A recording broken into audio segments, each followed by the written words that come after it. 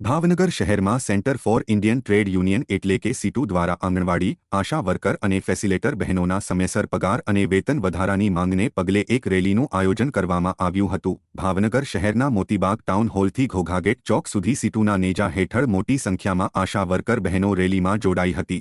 આ રેલી ભાવનગરના મોતીબાગથી ઘોઘાગેટ ચોક સુધી પહોંચી હતી। જો કે 5 થી 10 આગેવાનો દ્વારા કલેક્ટરને આવેદન પણ આપવામાં આવ્યું હતું।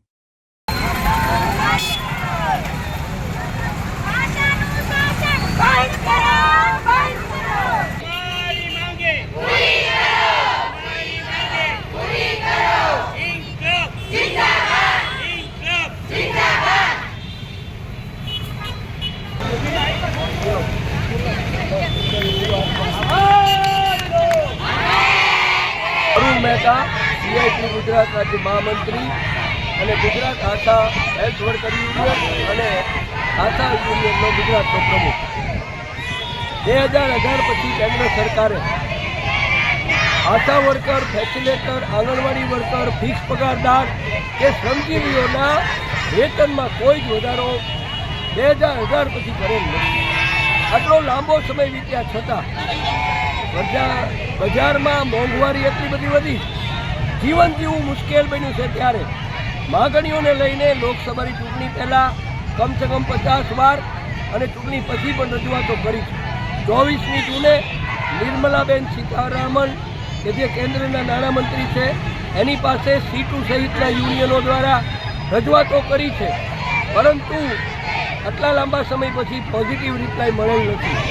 અને તે સંજોગોમાં આજે 10મી જુલાઈએ સમગ્ર દેશભરમાં અને ગુજરાતમાં માંગ દિવસની ઉજવણી કરવાનો નિર્ણય કર્યો હતો અને તે મુજબ આખા દેશમાં, ગુજરાતમાં રેલીઓ, દેખાવો, ધરણા પ્રોગ્રામ યોજવામાં આવ્યા છે।